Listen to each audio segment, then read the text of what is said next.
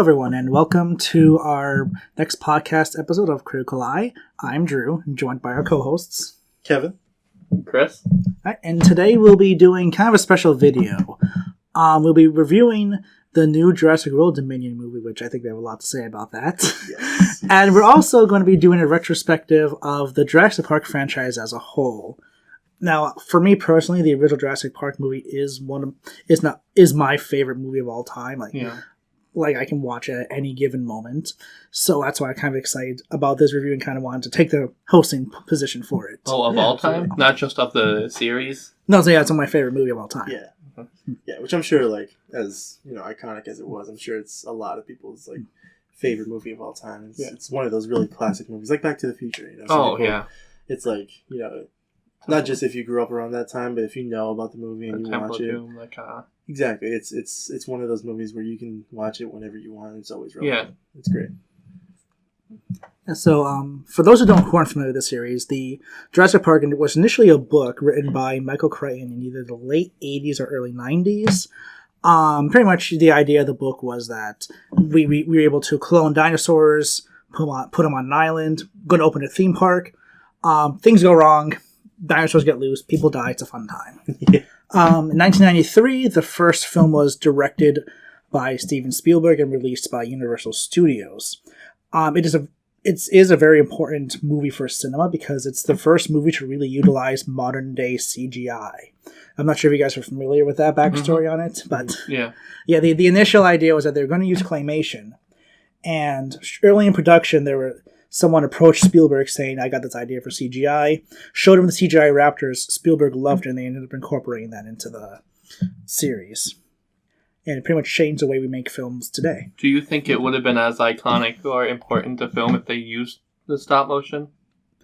I think the movie still would have been great. Yeah. But I think the advanced technologies was set to over the edge compared to most movies that came out around that time. Yeah, because I think, it's still a really good story. It's still an iconic, iconic storyline, great performance. The score. Yeah, but I feel like the stop motion would have looked a lot like from Mortal Kombat when I think it was Goro came out and he was stop motion, or like they had the fight between like the dragon and the other giant monster on top of the hill. Do you remember that?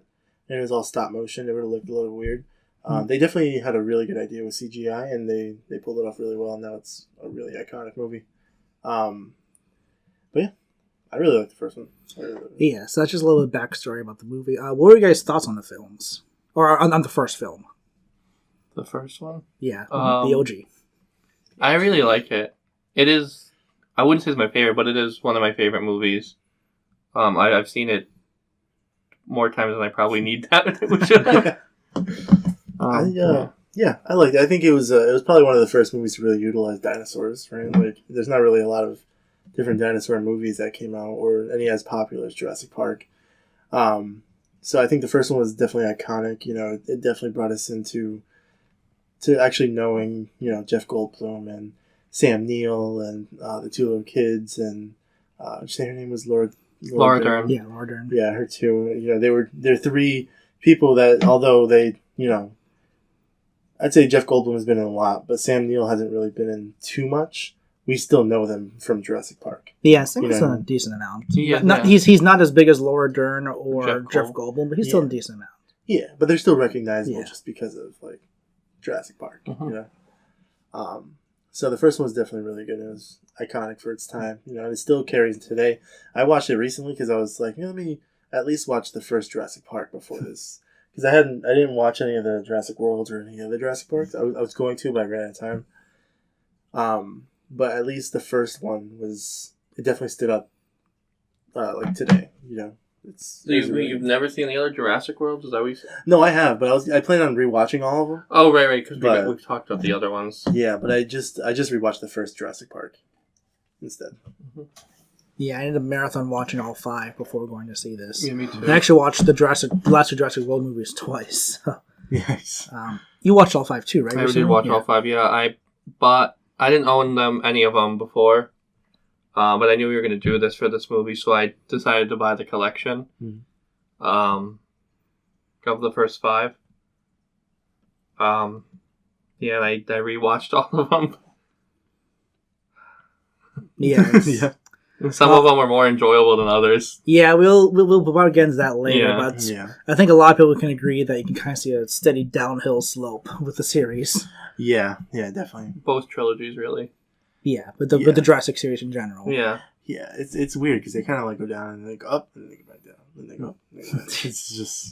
It's strange, but we can definitely see like a roller coaster ride between the two. Well, there's a ride in Universal Studios. It's like the Velocicoaster. No, the rapids. The rapids. Yeah, you like go up and then you see the yeah, you T-Rex go around, you see a bunch of dinosaurs, see the T-Rex, yeah. Which is interesting because that was a cut scene from the movie because that was in the book where it's a cut scene from the movie. Yeah, Sam. A cut scene. I was thinking the word like cut scene. Like it was a deleted scene's about it. Yeah. It was a deleted scene from the original movie where Alan Grant and the kids were in a boat and they were being chased by a T-Rex down the river. It ended up being way too expensive to try to film that, so they completely scrapped it. But it is an important part of the book. Yeah, and it's kind of interesting that they made the ride on that, which was never featured in the movie. Yeah, well, they put it in the third movie, right? They kind of did a little bit to that. Also with the pterodactyls. Pterodactyls, I believe, were in the first book as well, like the pterodactyl cage, and they didn't put that in until the third movie. Yeah, the pterodactyl cage was a really good scene, I thought. I'm actually a fan of the third Jurassic Park. Yeah. I think none of us are a fan of the second one. The Lost World. Yeah. I wouldn't say I'm not a fan of it. I would actually. It's above the three. It's my least favorite of the original trilogy. Yeah. I'm not a big fan of it. It's probably my least favorite overall. Just like the second trilogy. Yeah, that was I guess we can segue into Lost World now. Lost World was another Spielberg directed film. Mm-hmm. What's interesting about that one is that was Spielberg took a break after Jurassic Park because he tackled both Jurassic Park and Schindler's List at the same time, which are two major movies. Yeah. So he took a break. It was very difficult for him to record both or to film both. So what he did was in 1997 he went back. He directed The Lost World and Amadeus. Amadeus. What was it? Schindler's List. No, not Schindler's List. I'm blanking the name of the movie, but it involves. It involves slavery. Yeah. I can't think of the name of the movie right now, but he went back to tackle two movies at the same time as well. It has Anthony Hopkins as. Yeah. I know what you're talking about. I can't think of the name. Yeah, begins with an A. I forget what it's called. Amistad. Yes. Yeah. So he takes a 4-year hiatus, decides to direct two more movies at the same time again. What was the other? Was Amistad and Lost World. Oh, okay. Yeah. During production of The Lost World, Spielberg had mentioned that he kind of was losing hope. He's kind of losing his motivation for the series, or for the film, so you can kind of see it going downhill from there. Yeah. Another interesting thing was at the end of Lost World. That's where the T-Rex goes to San Diego. Mm-hmm. That wasn't supposed to be in the movie. The original ending was they were going to be flying off in a helicopter and they were being attacked by pterodactyls. And then Spielberg was supposed to direct Jurassic Park 3, and that was going to feature the T-Rex and a lot of other dinosaurs going to San Diego and the mainlands much sooner in the movie. During production, Spielberg decided he didn't really want to do Jurassic Park 3, but he really wanted to film the San Diego scene. Yeah. And that's why it's really awkward, because Vince Vaughn, I don't know if you know, he just disappears in the movie. He does. Like, once they get to San Diego, he's gone. No mention of him. Yeah, Vince Vaughn's in the movie. It's been a long time. He's the one that's like he's recording everything and taking pictures, and he's one of the people. He's like the journalist they sent. So his character straight up disappears, and that's kind of why. Interesting. I always thought it was weird that Vince Vaughn was in one of those movies for some reason. Well, I mean, it was early in his career enough to where you didn't really recognize him as Vince Vaughn. Yeah, it was actually really weird because in the third movie, like, there's no mention of the T-Rex in the city. Oh, there is. Is there? In the beginning, there, Alan Grant's doing a speech, like, to his college students or something. And they're like, any questions? Everyone raises their hand. He goes, I'm not taking questions on Jurassic Park. Half the people lower their hand. And he goes, I'm not taking any instance about the San Diego incident, which I wasn't a part of. And then everyone else lowers their hand. Yeah, but you would think, like, if they brought dinosaurs into the mainland, like, it's got to be something. It's got to be more than just, I'm not answering questions about that. Like, that movie doesn't exist. Yeah. But 2, I had my issues with 2 because it just seemed dumb. Like, it was. Yeah. Like, there was a scene I really just, it was a big facepalm scene for me where the little girl was, she was like face to face with a raptor, and then there just happened to be 2 bars that were like the uneven bars. And she kicked it? Yeah, from like gymnastics, and she like did her routine and kicked him out of the window, and I was like, those two bars just happen to be there, and she just happened to be a gymnast. And there's no way you could kick a dinosaur that way. Exactly. And it would go flying out. Yeah, and I'm sure. Remind me later. Okay, sorry. That's one of this thing. And like I'm sure if you're swinging at a raptor like that, he's just gonna snatch you out of the air. There's no way you're kicking this raptor without him at least grabbing your leg and you're coming with him. You know. Yeah, and also the fact that she goes, "Hey, you!" Raptor turns around, but like, "What's that?" Exactly, and doesn't immediately jump at her. Like, I don't know. I remember there being a lot that I didn't like. Yeah, that's really when the movie jumped the shark. Yeah. One of my biggest gripes, even as a kid, when I saw the movie, was how dumb the scientists were. Yeah. Like, it was very clear that they were just put there to die. Yeah. Like, you had that one scientist who was like, knew all about the dinosaurs, and then when the T-Rex corners him in the waterfall, a snake goes on him, and he goes, "Snake, T-Rex, snake's scary," and runs and goes towards the T-Rex and dies. Yeah, they weren't bright. They were definitely no Alan Grant. Yeah. Although, what I never really liked about the movie either is that the heroes were kind of the villains. Because even though InGen was a corrupt organization, they did have all those dinosaurs under control and caged up. And then Vince Vaughn, Jeff Goldblum, and the others, they go and release them, and then that's when everything breaks loose and people start dying. So it's kind of like, I get that InGen's doing bad, but like, they kind of caused all the deaths of the other people, and ultimately were the result of the T-Rex going to San Diego and being alive. Because Vince Vaughn took away the bullets, and the guy tranquilized it, because he wanted to kill it and take its head, but he settled for tranquilizing it. Yeah. It was definitely a strange movie. I think it was one of those movies where they thought Jeff Goldblum could kind of carry the franchise on his own. Yeah. But, everybody knew Sam Neill as, like, the Jurassic Park guy. You know what I mean? Because he was the paleontologist. Laura Dern was the paleobotanist. Mm-hmm. And then Jeff Goldblum was the chaos theorist, Yeah. But it isn't. But recently, Lost World has been getting like a cult following, though, where people are saying it's actually really underrated. Really? Like lately, people have been talking about how even though there's a ton of flaws with the movie, it's still a really fun time. I think, despite all the flaws, it's a fun movie. Yeah. I still wouldn't go far enough to call it a good movie, but if it's on, I still have fun watching it. Would you go out of your way to watch it? Depends. Yeah, if I'm really in the mood for it. I have to rewatch it. From what I remember, I watched it a couple of years ago, and I just did not like it. I watched all three of them like back to back one day, and I remember 2, I just hated it, and then I remembered like liking 3, and I was like, all right, at least 3's good. The segue into Jurassic Park 3. Yeah. So Jurassic Park 3. I do like it more than Lost World. Yeah. The story is a little bit dumber, but it's a short movie. It knows what it is. It's just people on island, dinosaurs, death, the end. And that's the movie. And I respect it for knowing what it is. Yeah. It's the shortest. Like it's only 90 minutes. That's the one where he's like, Sam Neill's on the plane, Yeah. and he's dreaming, and then the Tesla goes, "Hey, Alan, wake up. Wake up." Yeah, he's dreaming. And I love that. He looks to his left, and there's a raptor goes, "Alan. Wake up." Yeah, that one. That's like one of my favorite scenes in the movie. It's weird that it's the shortest because it seems so long. Like, there's a lot that happens in that movie, and it's like, I assumed it'd be longer. That movie has William H. Macy. Yeah, he's good. I like him. Him and his wife. I know Tia Leone. Yeah, she was in Fun, Dick, and Jane, I think. Yeah, she was. Because in the third movie, they like trick Sam Neill. Yeah. Right? Yeah. They trick him and they're like, "Oh, we just want to." Well, actually, it is kind of funny because he's like, "Nothing will ever get me back on this island," and he goes, "Here's a check." He goes, "All right." Yeah, they're like, "We just want to go fly over," and then they like force him to land.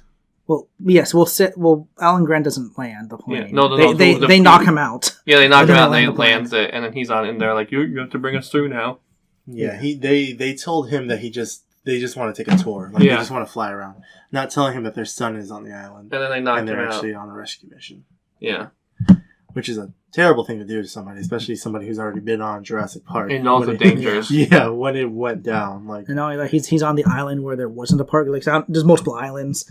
Isla Nublar was the park island. Isla Sonar was when they were raising and training. That's the one they were like, when they started the program, right? Isla Sonar? Yeah, which was when they started the program on, like, InGen. I forget which one they started on, but a lot of the dinosaurs were sent to Isla Sorna to kind of like grow up, and then they were going to be put into Isla Nublar for the park.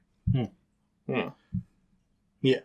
That makes sense. Because all the islands are like right around each other. Yeah, it's like a sort of, raising land, and then once they're like a send them to mature the age, park. they bring them to the park, which makes sense. But yeah, like, I mean, I remember really enjoying the third one because it's a plausible reason. It's kind of a dumb reason. Like, even if it's just for a tour, I wouldn't want to go anywhere near that island, no matter how much money you're giving me. But I mean, they got him on the island, and then a bunch of crazy shit happened, and I loved it. Every second. I thought that his little protege stealing the egg was dumb. Yeah. Because I was like, why would you know all this? Why are you stealing a raptor? There's raptors on the island. There has to be if they laid the eggs. It has to be nearby if it's eggs. Yeah. You know how raptors think. You know how raptors work. Why would you steal the egg? Right. Yeah, well, I mean, that wasn't Alan. It was his friend. It was Bill. his assistant. protege, His assistant, yeah. Yeah. The assistant guy. But of course, Alan was like, yeah. That's a stupid move. Why would you do that?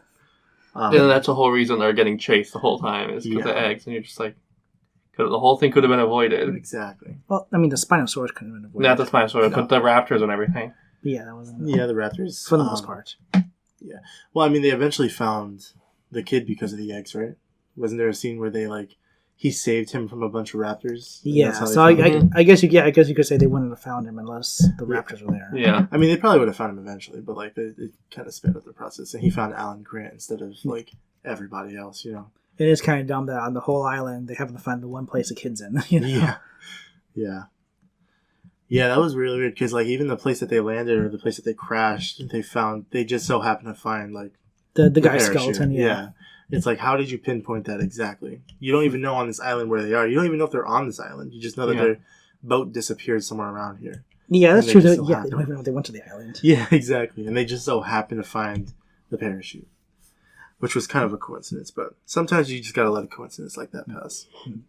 Yeah, this movie, though, went through a lot of production problems. There were several scripts that were written and rewritten before production started. But for Jurassic Park 3, right? Yeah, We're not for Jurassic Park 3. Okay. Yeah, for Jurassic Park 3, there were several scripts that were rewritten. Even William H. Macy's character had a much different role in the beginning. I forget exactly what he was, but I don't think he had a son. It was something where he had to go to he was part of a team where Alan Grant was sent there to get something and protect something from the dinosaurs. And then that got scrapped early on. Then they rewrote the script to what we have now, but they kept rewriting the script as they were filming it. Yeah. So they would be filming scenes, and they'd be like, okay, we're going to change this later on in the movie. And that's why it gets kind of sloppy towards the end, especially with Bill's character, where you think he dies from the pterodactyls, and you even see a lot of blood come out of him. Yeah. And then out of nowhere, he's on the boat alive. He's on the plane alive. He just so happens to survive, which was weird. Yeah, that makes sense. I mean, I like the way they did it because if it was Alan Grant had to go to the island on a mission to save something, he knew he was going to the island, it probably wouldn't have been as realistic because that man went face to face with a T-Rex. Yeah. He saw people get ripped apart from these things. Why would you willingly go back to this island? Yeah, there was one script where the United Nations was forcing Alan Grant to go to Jurassic Park. But people thought that didn't even make any sense for the nations. Force that. Yeah. But at the same time, it kind of makes less sense for him to voluntarily go back to. Exactly. So, I mean, like I said, a lot of problems with the movie itself. William H. Macy's even got on the record saying it was a miserable experience because of how many rewrites they were doing. But at the end of the day, what we got was still fun. This is the first Jurassic Park movie not directed by Spielberg. As I mentioned earlier, he didn't really want much to do with it. He was a producer of Jurassic Park 3, though. Who directed it? Joe Johnston, the guy who did Captain America a few years later. Like the 2010, Captain America: First Avenger. Yeah. Okay. Interesting. I can kind of I can see that a little bit. I can see why he didn't want to do a third one if he was already burnt out on the series, because then he wouldn't have been able to put his whole heart into it. He felt like he had to do The Lost World because of how much people love Jurassic Park. Yeah, and even there was no intention for a book because Michael Crichton made a sequel to Jurassic Park called The Lost World, where in the Jurassic Park book, Jeff Goldblum's character dies. But in the Lost World book, they changed it that way he actually lived. And that way they can book Jeff Goldblum in the movie, and then that's... Yeah. So, like I said, first movie I consider a masterpiece. Second movie tries a lot to be like the first movie, but doesn't hit it and ends up flopping. third movie knows it's nowhere near the first movie and accepts that, and that's why it's a fun ride. Yeah. It's weird because it's almost like the third movie and the second movie should have like flip flopped. Because like the third movie was definitely they're going back to this island, and then the second movie is like, well, we're not on the island anymore. The dinosaurs are on the mainland. So I feel like that's how the series should have ended. Like the monsters are on the mainland. And that was the initial intent, and then Spielberg didn't want to do Jurassic Park 3. Yeah, so it came out a little bit out of order because of Well, I don't blame him for not wanting to do a third one because if you made The Lost World and you're already burnt out making The Lost World, you don't want to sign up for a third one. But you said Jim Johnson made the third Joe one? Johnston. Joe Johnston? Yeah. He did a good job. I like the third one. So Yeah. I thought it was pretty good. Yeah. But before we segue into the new series, I think we should mention the most controversial part of Jurassic Park 3, which was the introduction of the Spinosaurus. Was that? That was extremely controversial because, the T-Rex is the iconic character. A lot of people when the movie came out didn't like that they got a new dinosaur, which wasn't even accurate to what the actual Spinosaurus was.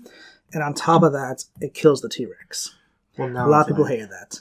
Now it's like there's a new dinosaur every movie. Yeah. There's a new, bigger dinosaur. Well, because they genetically engineer these new Yeah. dinosaurs that aren't real. Yeah, but even then it's like, like, we'll talk about them in a minute. Yeah. But like in, what was it?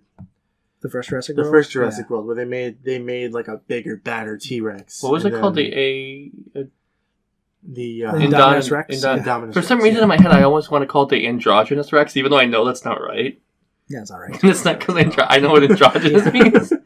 But fun fact about that scene though, where not to spoil what's going on in Jurassic World 1, but before we get there, but there's a scene where how Claire's being chased by the T-Rex. Yeah. You know how the T-Rex breaks a dinosaur skeleton? Mm-hmm. That was a Spinosaurus skeleton. It was a fan service to be like, hey, we know you guys didn't like this, so the T-Rex wins. Who directed the Jurassic World movies? Colin Trevorrow. Oh, what else has he done?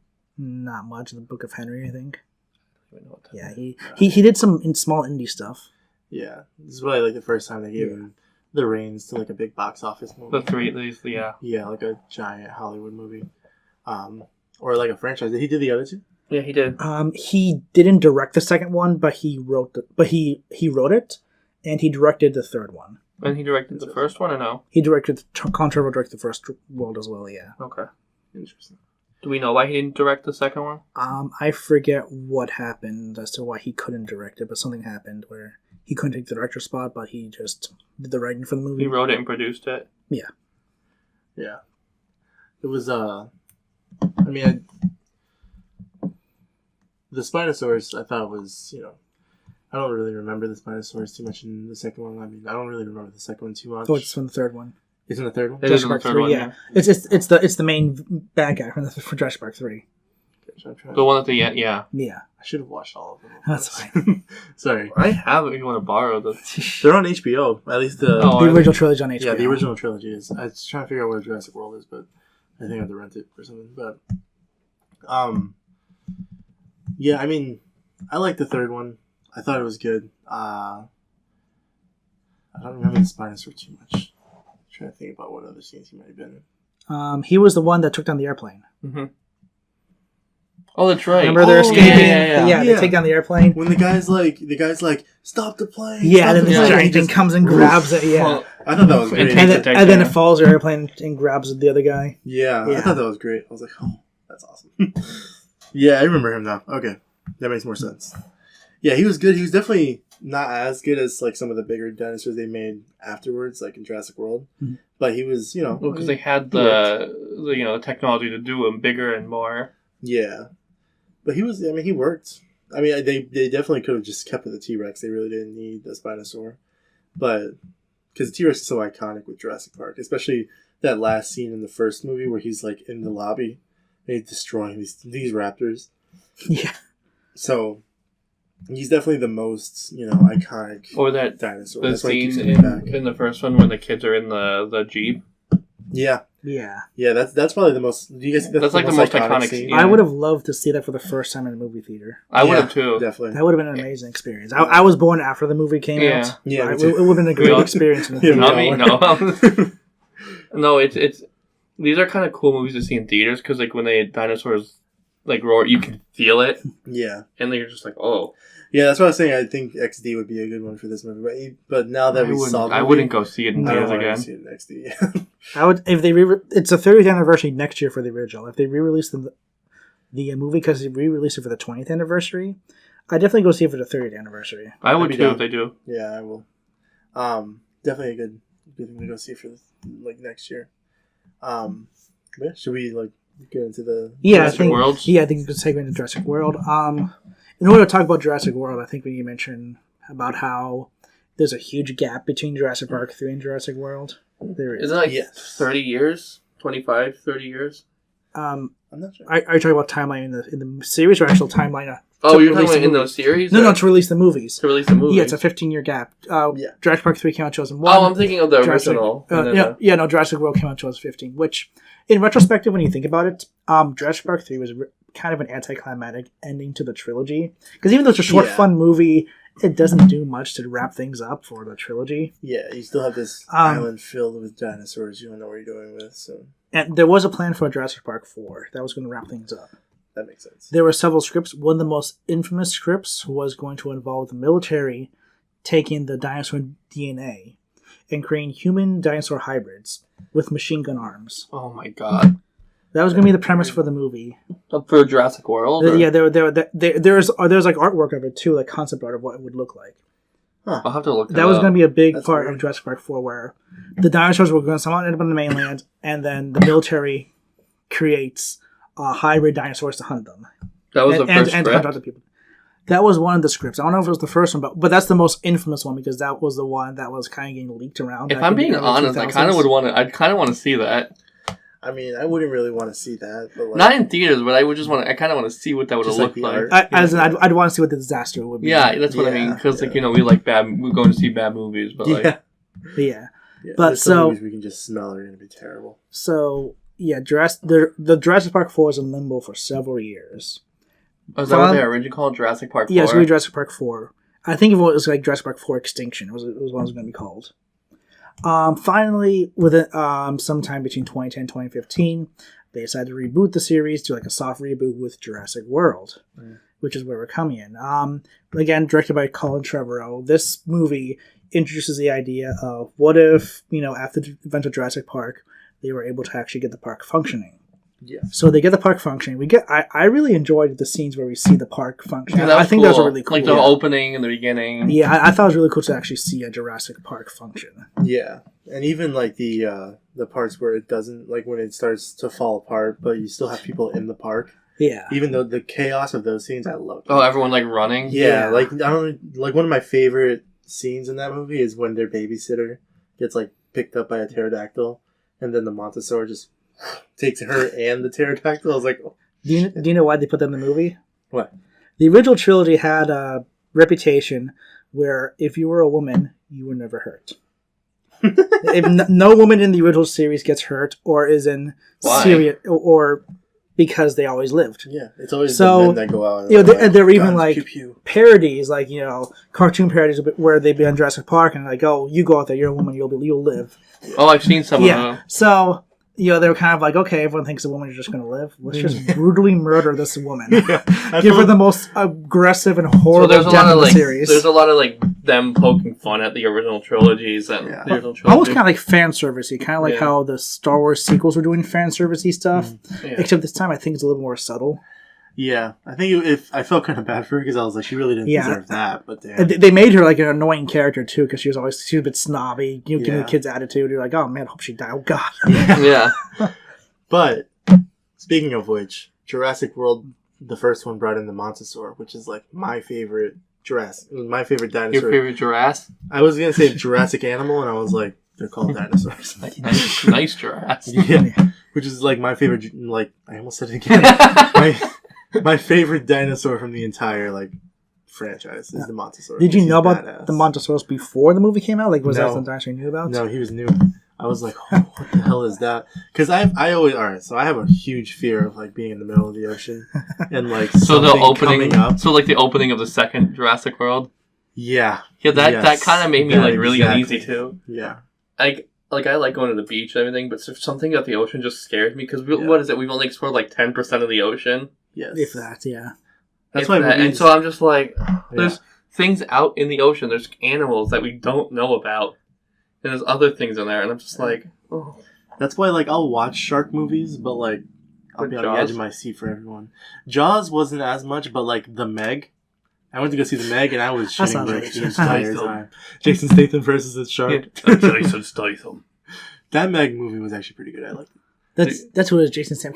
I kept thinking it was John Stamos. I'm like, no, it's and Rainn Wilson John from The Stamos Office versus a giant shark. Yeah. I would watch that. He would just be like, he would just like outcool the shark, and the shark would be like, all right, man, respect. He would like play music for it and be like, yeah. It was Rainn Wilson, Jason Statham, and then what's that lady's I name? feel like her grandfather was somebody that I remembered.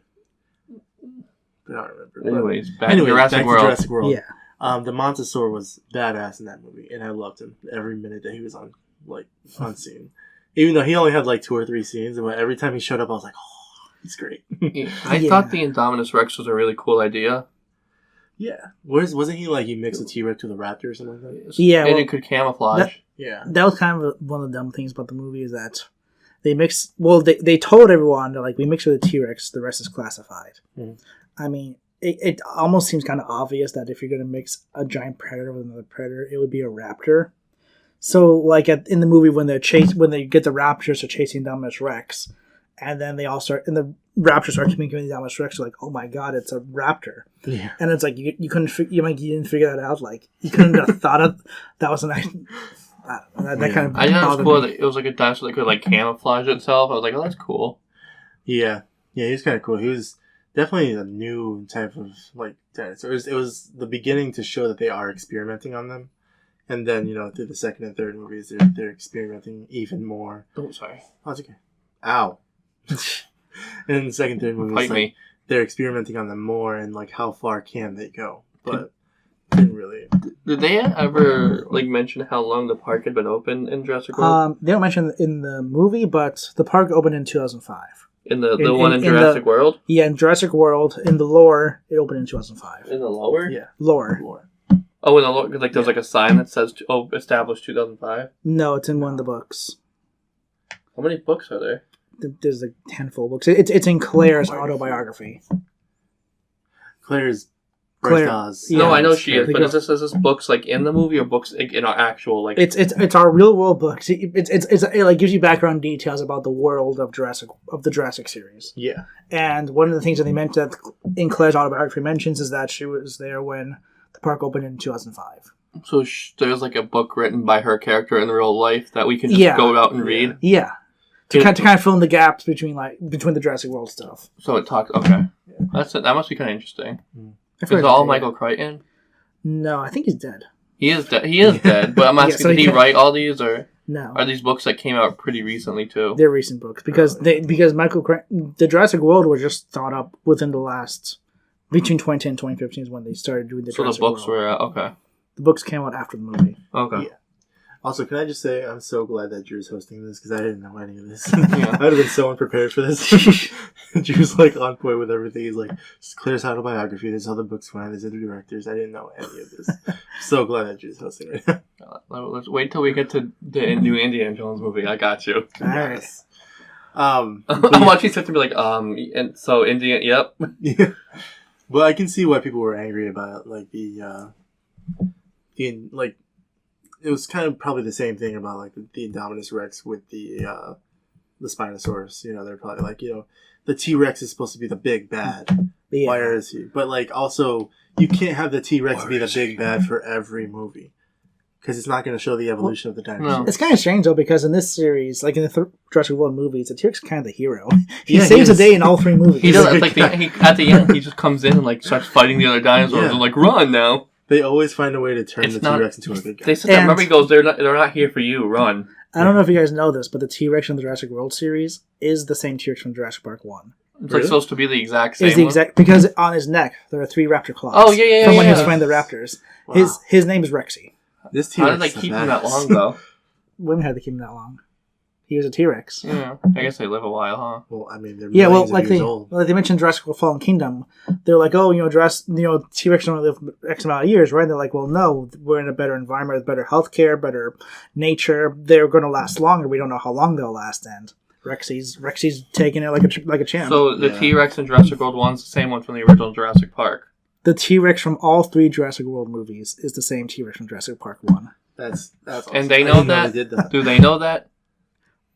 I think it's the only T-Rex. Actually, no, there are more than one. There's more than T-Rex. one. Yeah. Because remember they run into some of the other ones? But it's the main T-Rex. Do they run into some of the other ones? Because I think it was more. No, They run into that new one in the new movie. That's not a T-Rex, though. Oh, it's not a T-Rex. But it's like another apex. It's a Gigantosaurus, I think. Yeah, but it's another apex predator. Yeah, they said he's like the biggest carnivore, but he looked the same size as the T-Rex, and I was like, how's he the biggest one? And why is this T-Rex backing down when they're the same size? He should fight him. But, I don't know. But yeah, it's Jurassic World. I thought it was a decent soft reboot. Not a great movie. I enjoyed it. There were a lot of flaws with the movie, like a lot of plot points that go nowhere. Like the kid's parents getting a divorce. Mm-hmm. Like they get brought up, the kid's crying and goes, "My parents getting a divorce." And then never gets brought up again. It's like, why'd you even bring that into the mix? Yeah, like that's... There's no need to. It could have just been like, oh, they're visiting their aunt. Exactly. Yeah, that's what it was. That's what everyone thought it was. And the kid's like, "Oh, by the way, mom's getting a divorce." Yeah, no, they didn't need to do that. They were like, "Hey, we're here to visit you, Aunt Claire." Yeah, Claire. so it seems like, I mean, I didn't do too much research into the writing of this one, but it seems like there were probably a lot of rewrites and script changes that would have made more sense to have that plot line in there. But with what we got, it just sort of felt thrown in. I thought it was cool. Like Chris Pratt's character was what, Navy? Yeah, he's in the Navy. Navy, but he's also a behavioral specialist. Like expert, so he was able to like train the. I thought that was kind of a cool. Train the raptors. Yeah, it just opens him with him going. Yeah, that was also a nice change. It showed like the evolution of not only they understand the dinosaurs exactly, like not just the dinosaurs themselves, but the research done and the behavior control that they can do on the dinosaurs now, and he can actually like not play with the raptors, but he can. Still not control them, but he can. I don't know. How he can get them to behave certain ways. Yeah, he can suggest things, and they most of the times take it. And then he, naming the raptors, having his own raptor like pack that he was running with. Yeah, it was awesome. I liked it. Yeah, I definitely like that. I love the scene where he's like chasing with them, he's riding with the raptors on the motorcycle. Yeah, that was cool. The Indominus, I didn't care for the Indominus Rex design, but I thought he was cool going around just killing everything. Yeah. I was so happy that the Montosaur just snatched him. Yeah, it was cool. It kind of felt a little anticlimactic. I was like, oh, that's how he dies. But it's still cool to see the Montosaurus. I like that it opened this movie opened the same way with the coming up out of the water and snatching. Yeah. You're talking about Dominion? Yeah. Okay. Yeah. Because 2 opens up that way, right? Because they're like researching something. They're trying to get a sample or something, right? 2 is they go down into the water where the Indominus Rex died so they can get a sample to remake him. Or to blend him with the raptor. Yeah. And then, as it's trying to leave, the Montosaur snatches him. And then they're like, there's a scientist. Scare the crap out of me. Yeah. Well, you'll be dead before you noticed. Yeah. The Montosaur takes out the submarine that they're in. Yeah. And then the scientist that's on the land is like trying to fix stuff, doesn't realize there's a T-Rex behind him.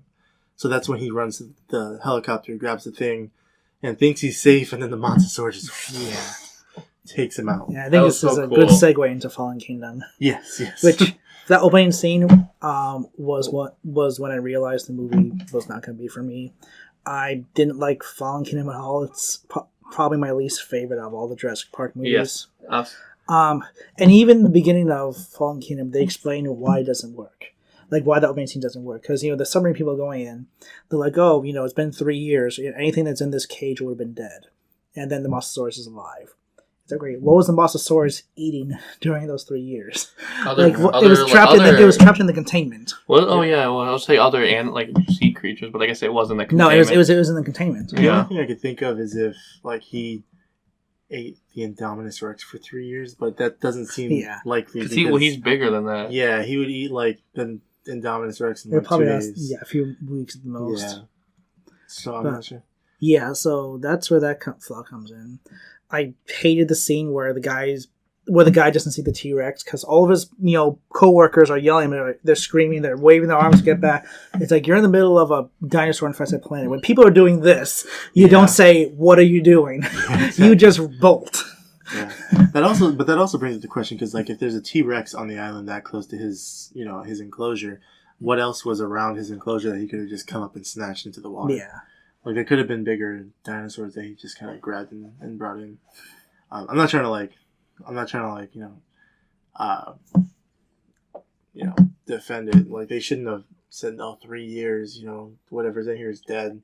They probably said that for suspense, so that you don't think there's anything in there, and then here goes the Montosaur. And there's a 3-year gap, so even if they didn't mention it, like there's a 3-year gap anyway, so someone would have picked up like, "Hey, this makes no sense." Yeah, exactly. And even then, like, what is the T-Rex eating that he's out there? The enclosure leads to the entire island. T-Rex probably is just in the area. That's fair. It's just that the Mosasaurus was trapped in the enclosure because the doors were closed, and they opened the doors so the submarine could get in. Gotcha. And so it's like, if the Mosasaurus never got out, how is it alive? Yeah, but he is badass. Yeah, but he's still great. Yeah, he is. I don't know. I actually kind of enjoyed Fallen Kingdom. I kind of like the them being on the island, and then running through that stampede of dinosaurs running away from the volcano. I thought the shot where they were trying to make it kind of like a sad scene with the long neck, the Brachiosaurus. Yeah, that was kind of weird. I thought it was kind of dumb because like he's not the only one dying here. What's going on? Yeah, I know. Like, you know what I mean? 2 minutes before, you see these dinosaurs drowning in the water. Yeah, exactly. And then you get this big emotional scene for the Brachiosaurus. And then lifts his legs up as a reference to the original movie. Like, I don't even notice that, but like, with the smokes come in, it lifts his leg up, and there's like lightning from the smoke. And you see it's like a mirror image of the original scene when you first see the Brachiosaurus, which is the first dinosaur you see. Oh, yeah. So, they were trying to force something emotional when it didn't earn the right to be an emotional scene. It didn't. Yeah, there was no innate reason for it to be. Yeah, exactly. Like there's all these dinosaurs. Again, it's like supposed to symbolize the end of Jurassic World. Yeah, but it wasn't really needed to be an emotional scene. Because wait, there's more. Yeah, because that goes into another problem, which is why would they build this entire park on an active volcano? Because let's say Jurassic World never happened. Within 3 years, your entire park, billions of dollars of assets, are just going to get destroyed. Like if it was just a normal park. We have science that shows when volcanoes are being more active. Exactly. You're saying that in 2005, they wouldn't know that within the next 15 years, it might have exploded, and they would still take that chance. That causes another plot hole with the series as a whole that I didn't like. Yeah, it was definitely weird. Now that you pointed out, that's a weird detail of the movie. Like, why would you create this giant attraction on something is going to destroy everything in its path in a couple of years? Yeah. Now that I'm thinking about it, you guys are like poking a lot of holes. There you in go. Movie. Yeah. You're starting to pick. Yeah. Yeah. Hello. But gotta say, best part, Jeff Goldblum. I love. He had 2 scenes in the movie. Yes, he did. He came and he goes, "This movie's a bad idea." At the end, he goes, "I told you so." Yeah. He came in for the hearing, and at the end, he was hearing again, and that was it. Yep. And they gave him his big beard. Yeah, and then he led into the Dominion. But yeah, I will say though that the scenes when they're on the island was pretty fun. Like them running away from the volcano. Oh, like Justice even Smith. though it's all nonsensical. It still grinds my gears that they build a park on there. It's still real fun to see. Justice Smith racing against the clock to... Yeah. All that stuff. Yeah. When they fell off the cliff in the glass thing and Owen was on top of them, I was like, how did he survive? How did he fall off a cliff? Why is there no fish dinosaur about it either? What is he doing? And then I was like, how did they survive? Aren't they sinking this entire time? How are they getting all the way back up to the surface this fast? I don't know.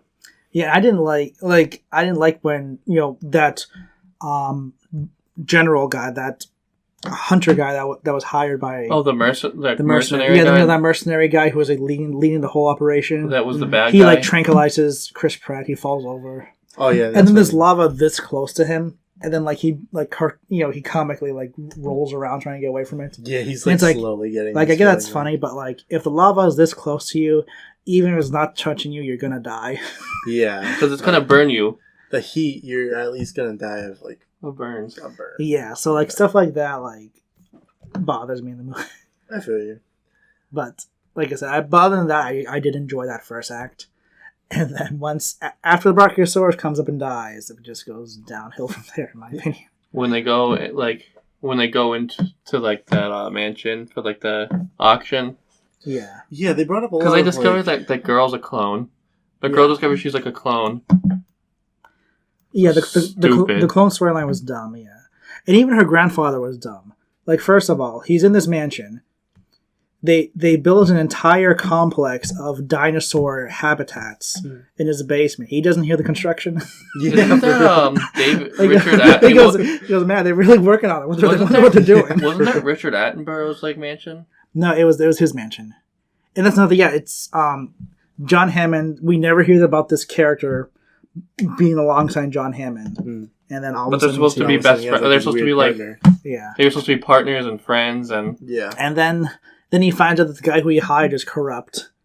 And when he finds that out, that's a projector outside. Oh, I thought it was the camera turning off for a second. No, I did too. Yeah. So the dumbest thing I thought in the movie was, that the old man finds out that the guy who he hired is corrupt and selling these dinosaurs. He calls him to his bedroom. He goes, "Pick up the phone and call the police." Like, yeah, what did you think this guy was gonna do? I mean, of course he's gonna kill him. Yeah, exactly. He's like the leader of a black market ring selling dinosaurs. Like, who's gonna call the police on themselves? When you literally, if you tell a criminal, "I'm gonna call the police on you," what do you think they're gonna do to you? Exactly. Some of them might be guilty if, depending on the crime, they'd be like, "Oh, I'll spend like 6 months in jail." But this dude is the leader of a black market ring selling dinosaurs. You saw that in the beginning of Dominion. They were like showing on the news clips, and they were like arresting that woman for selling dinosaurs out of a shop, and you're just like, yeah, exactly. Yeah. And she's like, "You son of a bitch! You sold me out." Yeah, I wasn't a big fan of the whole like black market thing. Yeah, I thought like even in 2 and 3, I thought like it'd be so much better if it was just how are these animals gonna compete with the animals of the wild now? Like how are T-Rex is gonna face up against a lion, or how are the lion's gonna die. Well, a pack of lions. The pack of lions are gonna die. The pack of lions are gonna die. You don't know how thick the skin is of dinosaurs. Yeah, but yeah, it was. Yeah, I mean, I get the point of Jurassic Park: Fallen Kingdom was to set it up so that way the dinosaurs on the mainland for the next movie. The reason they're on the mainland, I still think, is really dumb.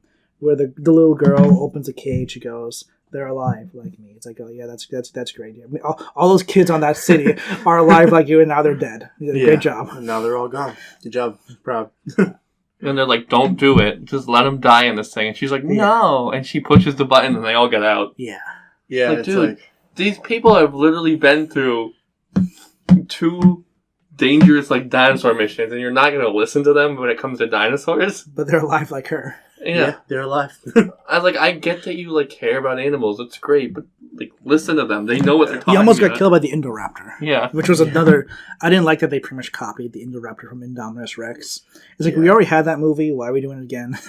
Yeah, this one he was definitely weird. Like I like the whole idea of like the laser where you can just point at somebody and they'll just come at them. And they do introduce that in the next movie. That was actually cool. Yeah, I like that idea, but I don't. Oh, with the Asian lady with the laser. Yeah, I just don't care that it's like they had the same animal except in the Jurassic World it was more on the T-Rex side. In Jurassic World: Fallen Kingdom it was more on the raptor side. Yeah. So it's like you can see the positives of each, but they're the same thing.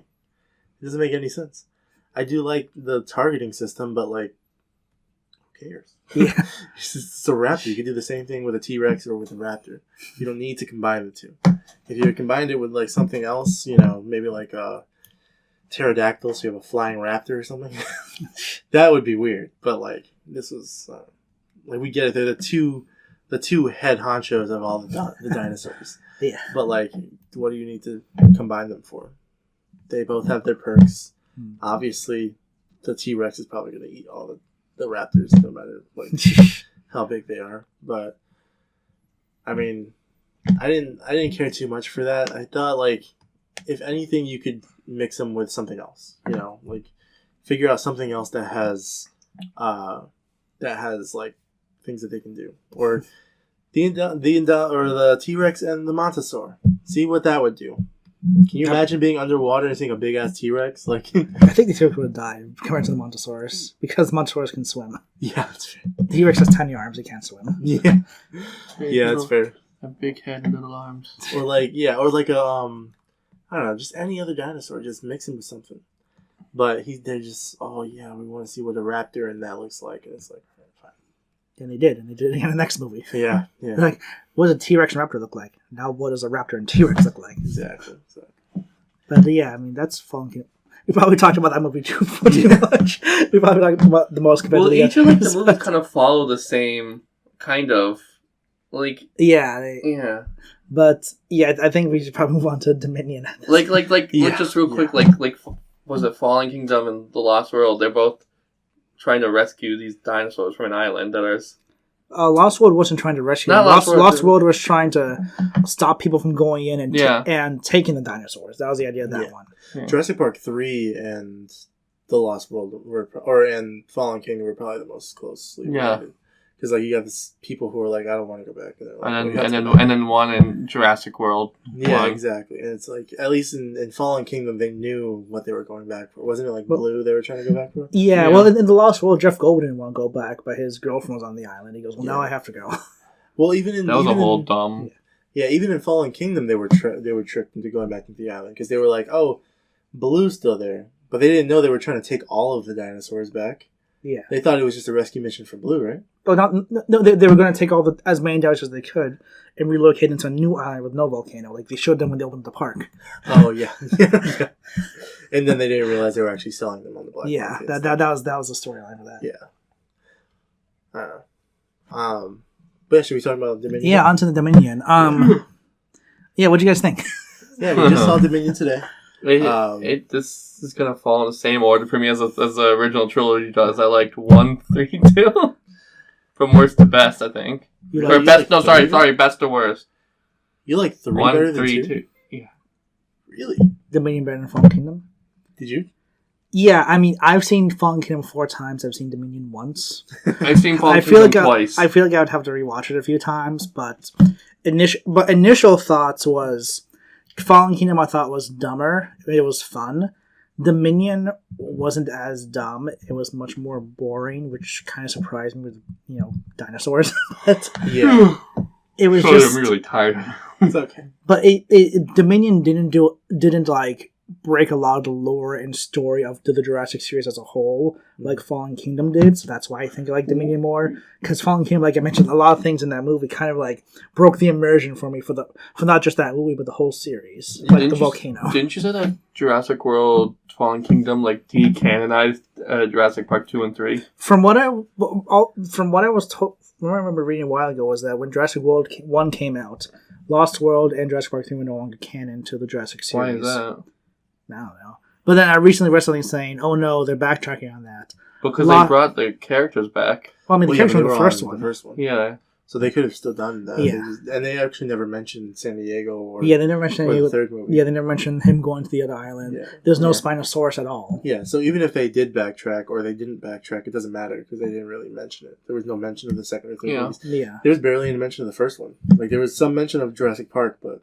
In Jurassic World, they mentioned Jurassic Park a little bit. Because they kept, and then just because you have to connect it. Yeah, but just like in general, they're like, it's not. We're not going to repeat what happened in Jurassic Park. They kept saying it in the first Jurassic World. It's like this. They even had the Jurassic Park T-shirt in the movie. Yeah, they kept saying this is not Jurassic Park because it's not going to be a repeat. And they're like, well, you put dinosaurs in the park, it's going to happen eventually. Like obviously, the guy who created Jurassic World was John Hammond's partner, and then isn't he Bryce Dallas Howard's Ron Howard's daughter? What? Is she John Howard's daughter? No, she's Ron Howard. Oh, you're talking about in the movie. Yeah, the movie, yeah. I was saying, no, in real life, she's Ron Howard's daughter. Ron Howard is a director. Oh. He did like an episode of Black Mirror and... He directed Solo. Solo. The Solo movie. Okay. Yeah. We'll talk about that when time comes. Talk about that in the next the next Wars. Obi-Wan movie Yeah. or episode. Yeah. But I was very disappointed in this movie. It seemed for me. It felt like the dinosaurs were just like a circumstance. It was like, oh, this is the world that they live in, but the actual story had nothing to do with dinosaurs. No, it was like the locust. Yeah, Finding, getting the girl back, and getting Blue back. exactly. But they all felt like separate plots. Like they could be their own movie. Exactly. Even the girl in blue were like side plots. They weren't really like the main plot. Blue was barely in them. Blue was. Not getting Blue. Yeah, back, getting Blue's child. Yeah, getting Beta. Blue's, Beta. Yeah, but I was saying I mean, one thing Fallen Kingdom did was that it did make Blue a likable character. Like Blue was kind of likable in Jurassic World. Like, oh, it's a cool raptor. Fallen Kingdom, they gave him more story. I'm like, great. How are they going to finish this off? He's not even in the movie. Great. Yeah, that's what I thought at the end of the movie. I was like, oh man, they should have taken Blue with them to like find Beta. And then I was like, why would they take a raptor if they're trying to go on a stealth mission? Or like, why would they take it? Well, raptors are stealthy. Yeah, but they went to like a black market thing, and at that point, it seemed like Blue wasn't really in favor with Owen. It's like she didn't really like Owen. Owen still had to sort of like stop her, you know. And then they went straight from the black market deal to Biodyne, and I was like, well, they probably couldn't like bring Blue at all. Biodyne? Yeah, that's the name of the company. That was Biosyn. Was it Biosyn? I thought it was Biodyne. I don't remember. I think it was Biodyne though. Biodyne sounds more like an evil company. Regardless, it's run by Dodson. Yes. Dodson from the first Jurassic Park. First original Jurassic Why Park. did they bring him back? I have no idea. You could have called him anyone else, Yeah. and it wouldn't have made a difference in the story. I mean, it makes sense that he was like... I mean, he's the reason why the first Jurassic Park fell. Yeah. And then, I mean, he wasn't mentioned at all until this one. Yeah, but it feels like having him in the movie, though, was just for the sake of, hey, we're referencing more stuff from the original movie. Here's another character that you weren't expecting. Yeah, because he could have definitely been any other company. It could have just been any other, like, you know, bioengineering company. It is Biosyn. It was Biosyn? Yeah, bio. It's like one word, Biosyn. Biosyn. Okay. I guess I'm thinking of, like, what's the one from... Engine. No, what's the company from Terminator? Skynet. Skynet, yeah. I don't know why I was thinking Skynet was like Skydyne or something like that. So it is Biosyn. What did you think it was? Biodyne. Yeah, I thought it was that too. I don't know why. That sounds more menacing. D's on Biosyn sounds cool. Yeah, I believe you. Yeah. Yeah. I was like, I could have sworn they said Biosyn. I was like...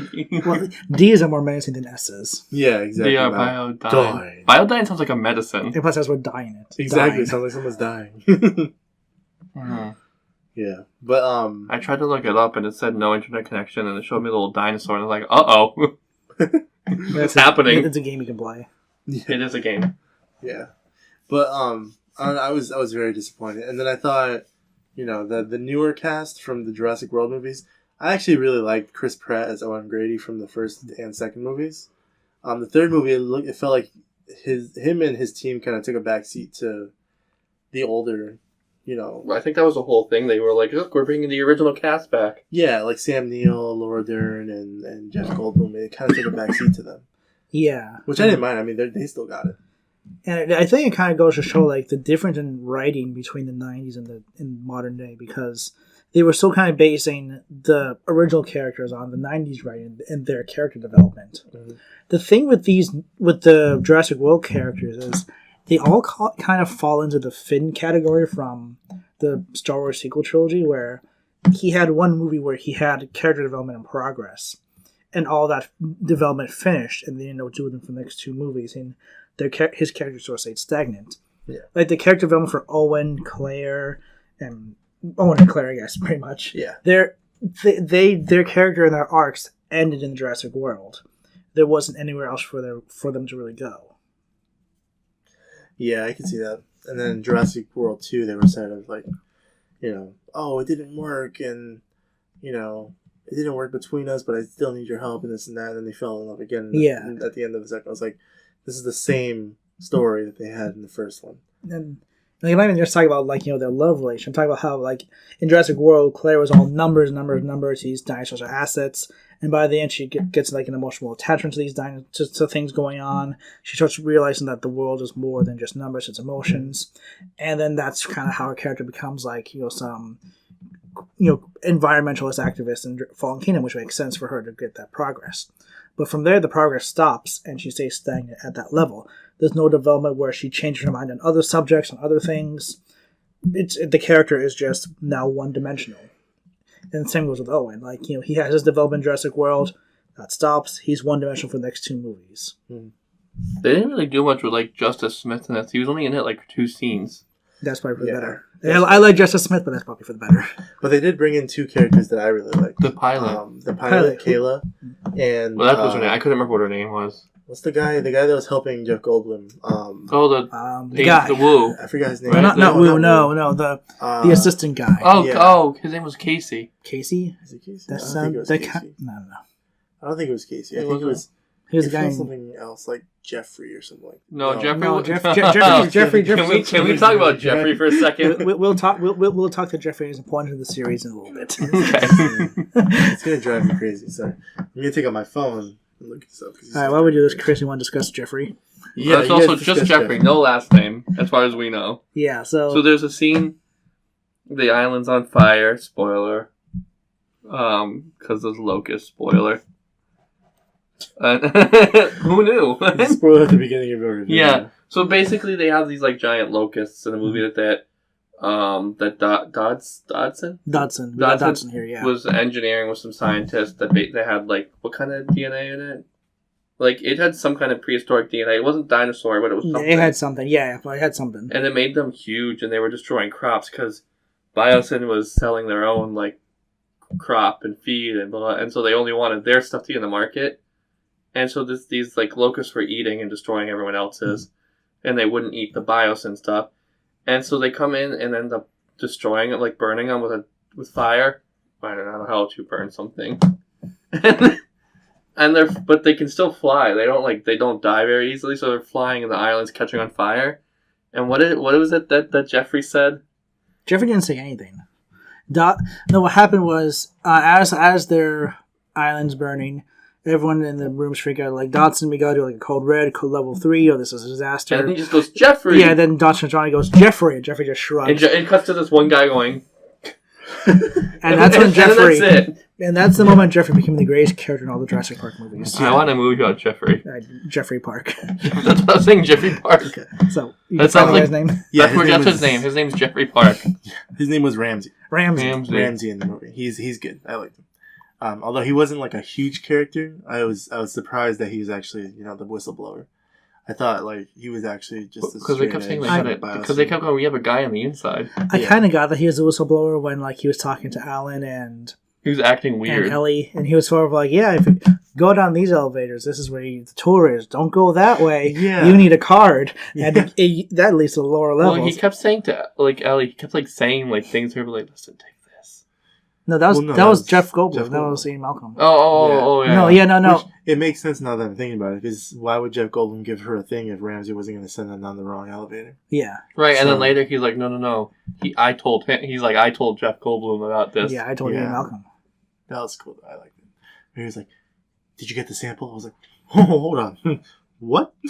Yeah, I was surprised that he was very like abrasive about that. Yeah. Like in that moment I was like, wait, is he like gonna like double cross them? Like even though I kind of knew that he was like on their side, the way he asked them, like, is he gonna like shoot them for having the sample? Yeah. I was like, holy shit, he's a good guy. And then he was like, here, like whatever her name is, Claire Lockhart or something like that. Or what's her name? Claire. Was it? Is that, are you talking about the little girl? Yeah, Macy Lockhart. He's like, because her mother and who she's a clone of is Charlotte. Charlotte Lockhart, yeah. Who was how was she related to Hammond again? She's not. She's not related. Her father was the one who worked with Hammond on Jurassic Park. Yeah. And she's the one who... It was a weird story. Because I thought it was dumb. I thought it was... They like... combined her DNA with a raptor, and that's how she was born.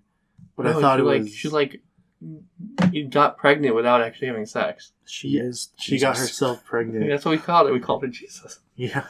She got herself pregnant with Macy, but she still changed her DNA. Yeah, she perfected it. So Yeah. because Charlotte found out after she had Macy that she had some like disease or genetic disease. Yeah. Of like, was it a muscle thing?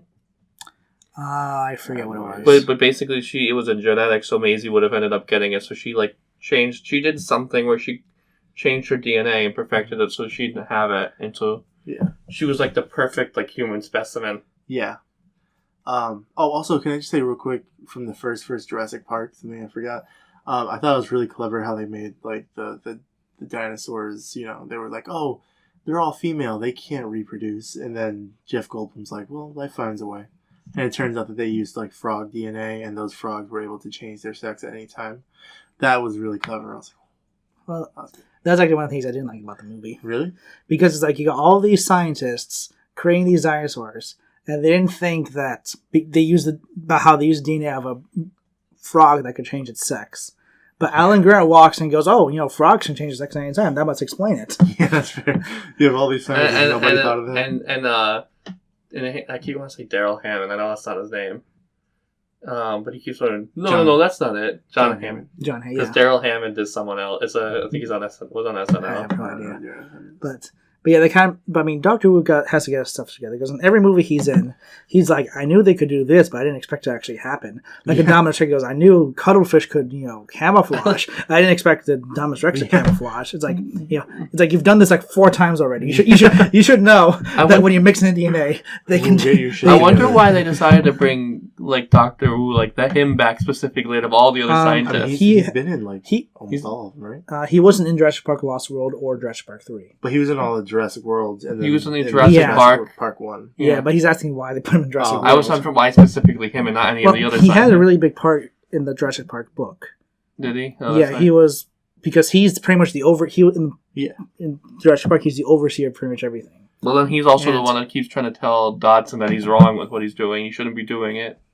Yeah, but in the book, like, he's the overseer. He does everything. He had a much bigger part rather than just having one scene in the movie. So it kind of makes sense that they would want to bring him and kind of flesh out his character since he is essential to the book. And in like Jurassic World, they probably brought him back because they know that he's, a familiar face from Jurassic Park. Although he wasn't really like a crazy bad guy in Jurassic Park. He was just more of a scientist who made a mistake. And I don't even know if he's a bad guy in the Jurassic World movies. He's just someone who likes power and likes playing God. Yeah, and then they just kind of turned him into this. He kind of has a redemption in Dominion. A little bit, yeah. If they want to call it that. Yeah. I might not change the topic, but I would change real quick. Because this keeps bothering me. So when Dodson's like leaving, he's gonna get on the pod and he's gonna like get out of there. He's trying to like leave so he can get away because he like destroys all the evidence, blah blah whatever. He opens this thing and he grabs. In the first Jurassic Park movie, remember, because Newman is gonna like he uses shaving cream. He uses a shaving cream where he can store the samples. They lost that, but like then he like has it in Dominion and he grabs it. Yeah, that was weird. I don't know if he like was able to find it at some point, but how? Well, I was saying there was a comics. It was either in the 90s or early 2000s that came out where Dodson sent in a team to the destroyed Jurassic Park to try to see if they could find the samples that I'm going to call him Newman from Seinfeld because I'll know him from that Newman was supposed to get. Yeah. I don't know his like actual name, and I don't remember his name in the movie. I forget. Nedry. Yeah, Nedry was supposed to. Yeah, so they actually find in the comic. They actually find the truck that Nedry is in. I'm guessing they found his corpse, or able to identify it, and they started looking around the area for the samples, and they found it. That's the only thing I can think of to where that would make sense. I didn't realize the comics were canon to the series, but that's the only explanation I can think of is that. Dodson sent in that team. They happened to find the Jeep that he was in and searched that area and eventually found the canister, which was just at the bottom of the cliff. Yeah.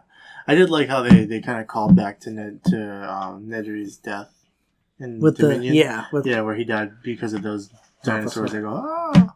Yeah, the Dilophosaurus. Yeah, that was cool. it's definitely fitting because, like, the ones who killed his spy killed him. But yeah, I don't know. I wasn't a big fan of There were Dominion. there were definitely parts that I found pretty boring, and I would find myself spacing, kind of looking around, kind of spacing out, or I would just kind of put my head down. I wouldn't close my eyes, but I would just put my head down or just back and just kind of not watch. I would just kind of listen because some of it was just so boring. Yeah. Yeah, and I guess try to clean things up because we just sort of been talking about different scenes here and there. Since the new movie, just going to give a quick synopsis. The main premise of the movie is that, not dinosaurs, but there's a lotus attack. You'd think that when the dinosaurs lose, the folks would be dinosaur attacks, but no, it's a lotus attack. Yeah. As Chris was saying, these lotuses are only attacking crops that are not grown by biosyn. Yeah. Not biosyn crops. They engineered them that way on purpose so that they could be the ones selling. Because it's when you get down to everything, it's a what do you call not a science company, but they develop they develop stuff. Yeah. So whether that be food or medicines or animals. Yeah. So their locusts would just attack other people's crops so that people had to buy the. But also people. Crops.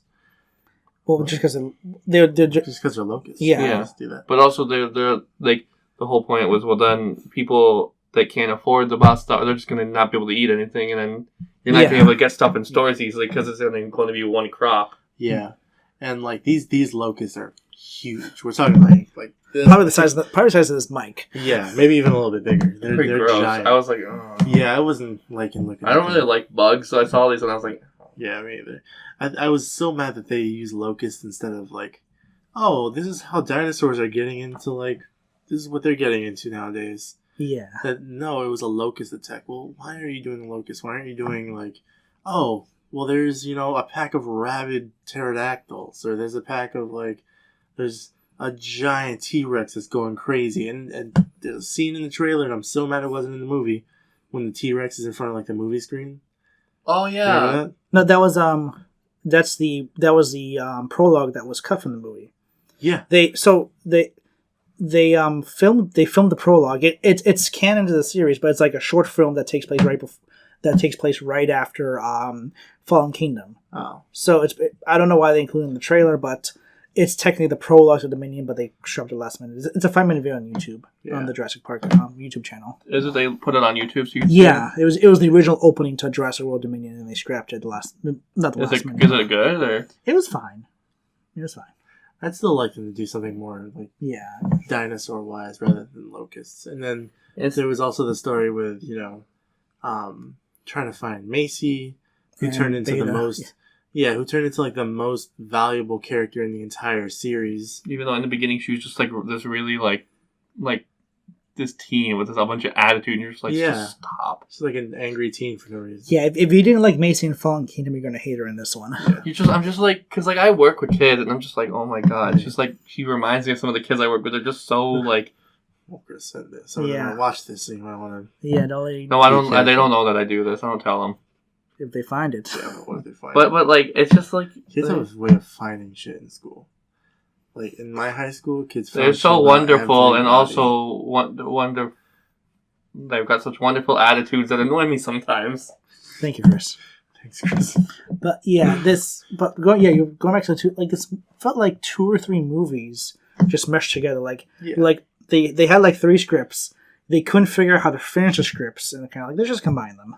Yeah, it was, and then I just hated how the dinosaurs seemed to be more of a background feature. They weren't the focus of the plot. They just kind of seemed we're gonna go through the story, but there just happens to be dinosaurs around. Yeah. Let's go through the story, but also here's this. And it's still strange because... Keep going. Here's this now. Exactly. This is Jurassic World. And we're going to go back to this other thing. Dinosaurs. Yeah. And that's not saying that, dinosaurs don't play any role in this movie. There are still a decent amount of dinosaur chases, especially towards the end of the movie. Mm-hmm. But from what was being built up with Fallen Kingdom, and even the trailers for the movie, where they're saying, dinosaurs and humans coexisting, who's going to win? And that doesn't get brought up at all in the movie. Exactly. It felt like they built it up for nothing. Jurassic Park, The Lost World brought up the question of, can dinosaurs live among humans? Jurassic Park 3 did not capitalize on that.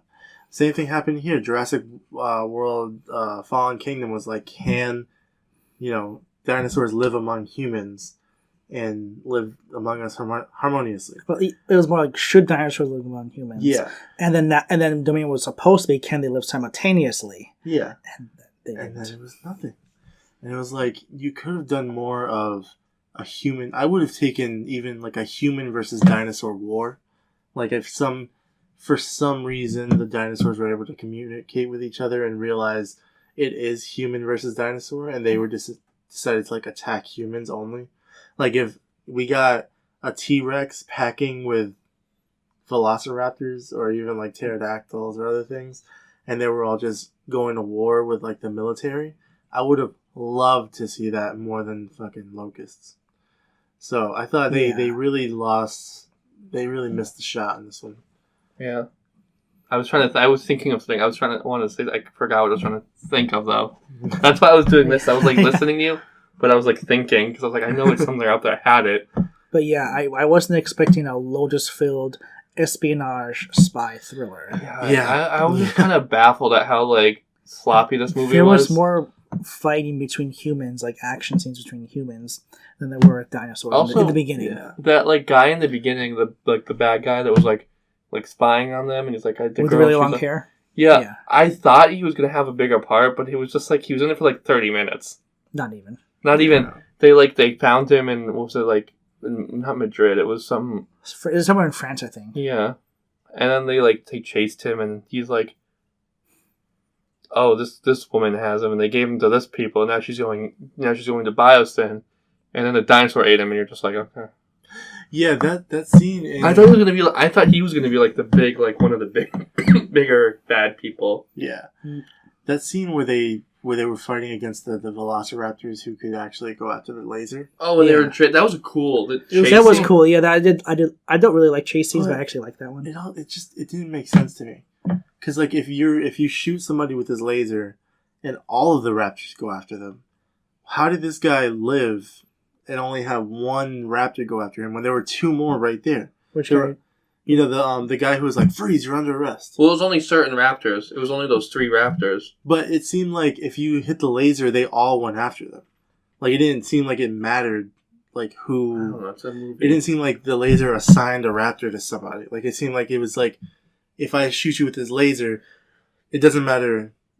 Like, well, I thought somebody's coming after you. They're all coming after you. I thought it was that way because, like, in the beginning, or not the beginning, but like when they first found that woman, she did click, click, click, and then one raptor went after each. Yeah. So and then she did like 3 clicks on Owen. I thought, it's like maybe there's like a different like 1, 2, and 3 that she clicked. Yeah, I may have missed the 3. And if you listen to it when she was doing it, there was like a frequency. There was like a sound. Yeah. And then... I'm wondering if it was like a different frequency for each of them. Yeah, and then you're trying to tell me that Bryce Dallas Howard can outrun a raptor? I mean, she outran a T-Rex in heels in Jurassic World. That's fair. Yeah, but these aren't T-Rexes. These are raptors. Like, the raptors are supposed to be much they're known faster. for their speed, and they're jumping, and they're... They clocked the T-Rex at 32 miles an hour. Yeah, the raptor's like 40 or 50, isn't it? Yeah. So 50 when it's hungry. I was like... I understand you're on this roof. There's a lot of obstacles between you two. You probably jump over them. The raptor runs into them. But there was like a good stretch where it was just her and the raptor on foot. I was like, you're telling me that the raptor didn't catch her within this like thing? I thought she was going to die in this movie. I would have been like, great, a death in this movie. I didn't think so. Nobody died. I was so mad. This whole series had main characters. Some people got eaten. Yeah, but none of the main, 6. Oh, right. I was like, you said no one died, and I was like... That would have been a redeeming factor if somebody had an emotional death. If Claire died right in front of Macy, like if she was so close to escaping with Macy and then she got eaten by a raptor or something, and then that would have been insane. And then Ron Howard comes out and goes, "My boy!" Yeah. Well, the last 2 movies had main character syndrome, where if you're a main character, either coincidentally the dinosaur ignored you, or it didn't have enough room to get you. Like, you were just in the corner. So that's what these last 2 movies were. So I expected the same for this one. Yeah. And then they how survived, unscathed. Oh, yeah. Well, like how was it Jurassic... or The Lost World? The second Jurassic Park movie, when what's her name? Jeff Goldblum's girlfriend. I can't Julianne Moore. Julianne Moore. Thank actress, you. Yeah, I don't know. She like name. she's like running through the what's it, Brontosaurus in the beginning, and then she goes into the log, and they can't get to her. The Stegosauruses. The Stegosaurus, yeah, and they can't like get to her because she's in a log and they're too big. And you're like, well, that goes back to where she's a woman in the original trilogy, and she wasn't. And women don't die. But how convenient too. Yeah. But I would have liked to see like some kind of death. I don't care if it was the original 3 or the new 3, or like some kind of injury. Or even the new girl, the new pilot. Yeah, dude, she was great. I loved her. I would like to see a movie about her. She's a side character. I don't think they'd do like not like a whole movie, or like, but maybe like a mini. Like be like, hey, but like this. It's like saying Ian Malcolm be a good main character. Look what happened there. Yeah, exactly. No, I just really liked her. Like maybe like if they did another movie, she was another character in that. No, definitely she should be in. If they make more movies, which I'm not sure if they will. Or if they do like a show like in the universe, because they have like an animated. They have a Jurassic World like show. Camp Cretaceous. That series is canon. It's a Netflix kids show. Yeah. Surprisingly dark because they actually kill people in that show.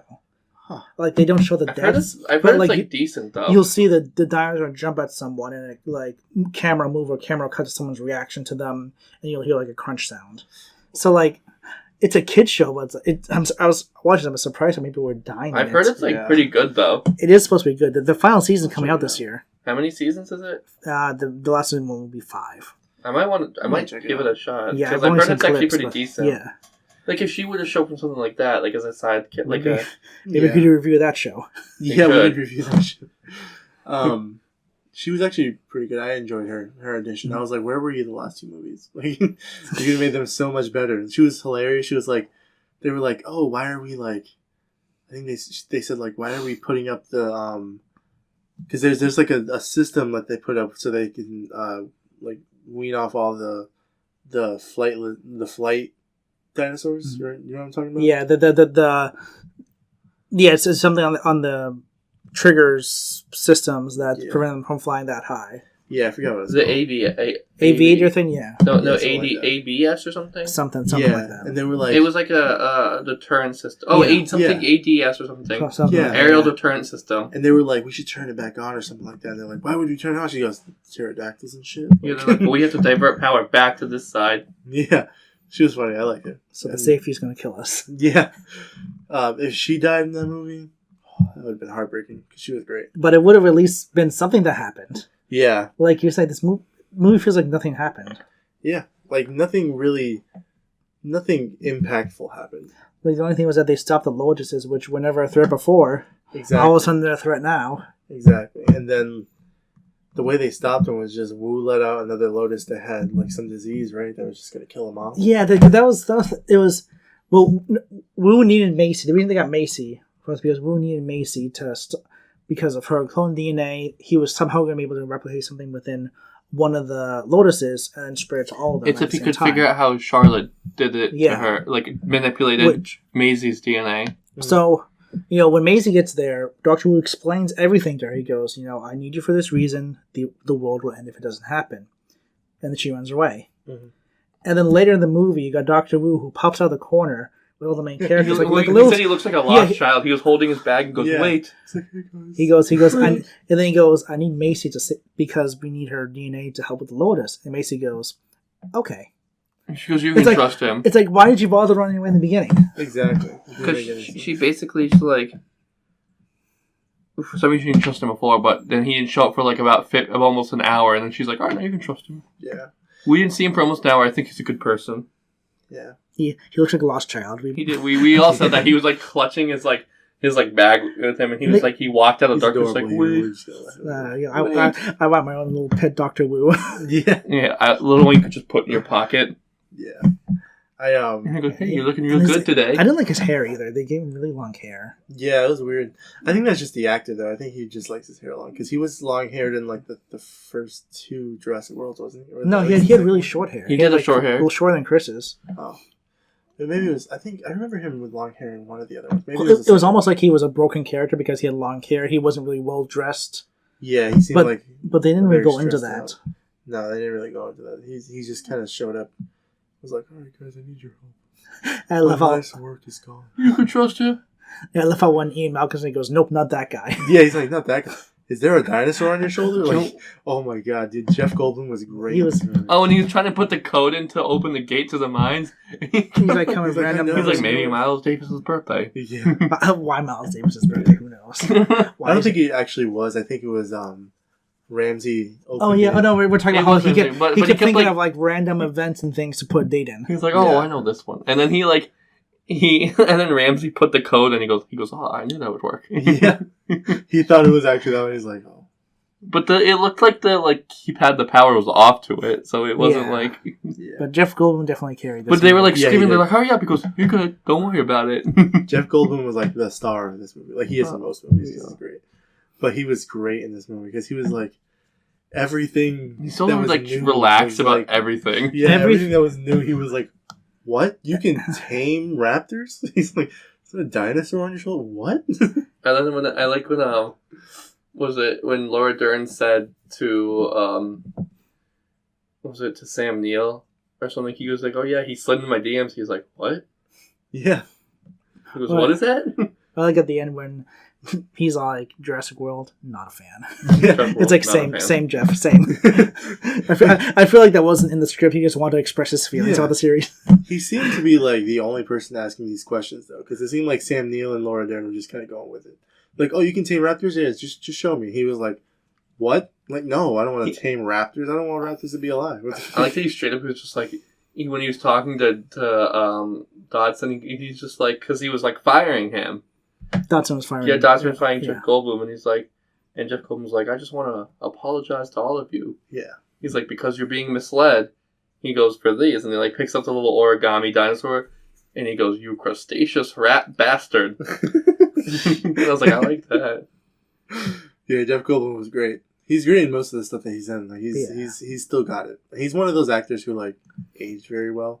He's not like looking old. The older he gets, the more Jeff Goldblum he becomes. Yeah. Because people do impersonation of Jeff Goldblum, like being over dramatic, and now he's doing that in his acting. It's great. Yeah, I saw a video once, and it was like Jeff Goldblum. He makes it a point to every time he signs an autograph to make eye contact with the person. As he's doing it. Yeah, so no, like he'll literally go through crowds and sign and go and like look up at them just so that they feel more personal with him. I love Jeff Goldblum. He's, I want he's his such a autograph. he's such a down to earth dude. We should have a Jurassic Park movie starring Jeff Goldblum. Why haven't we done that yet? They Well, have. I know. I'm joking. Hey, That was the joke. can we just have like a Jeff Goldblum show, like the Jeff Goldblum Hour? It's on Disney Plus. Oh yeah, it's the world Yeah. according to Jeff Goldblum. Yeah, he's He's- great. That's so He's also has his own his band, the Mildred Setzer Orchestra. interesting. It's a jazz band. He plays the piano. True. He's really good. I guess going off Jeff Goldblum. Think we want to wrap things up. Sure, yeah. Yeah. I guess quick summary. We wanted to do a quick comparison between the original trilogy, the Park Trilogy, and the World Trilogy. What would you guys like more between the two? I would have to say. I'm probably going to say the World series. Just because Jurassic Park 1 was iconic. It's a great movie. Jurassic Park 3 was great. Lost World was meh. But in Jurassic World, I feel like there was more, more consequence, bigger stage. You also and they grew brought- up with these ones too. Yeah, well, I mean, 2015, I was like, what? We were Well, grown up. you were around. You weren't around. Well, I guess you were around when the second and third one, right? I mean, I was 4. Yeah. When the third one came out. So really, like, Yeah, I definitely I saw these in theaters. I was able to experience them as they were coming out. But they brought in like the Montessori, my favorite dinosaur of all time. Now that I know about him, but it's I'd say at least Jurassic World 1 and 2 were not my favorite. I'd say like in order, my favorites are probably like Jurassic Park, Jurassic World, Jurassic Park 3, Jurassic World Fallen Kingdom, Lost World, and then Dominion. But I think, I'd say the World Series because it's just higher consequence, better CGI, so the dinosaur killings were a lot more, bloody, a lot more graphic. So I'd have to say Jurassic World just because I feel like today's technology made the dinosaurs look a lot better. All right. Yeah. And you, Chris? I think out of all like the both trilogies, the first movie will always be my favorite. Mm-hmm. And I just kind of feel like I feel the same way about both of them. Just kind of just like it's all right. I haven't really thought about which trilogy I like more. Well, if you had to choose one now. If I had to choose one now, I think obviously the world had the better effects, like you said.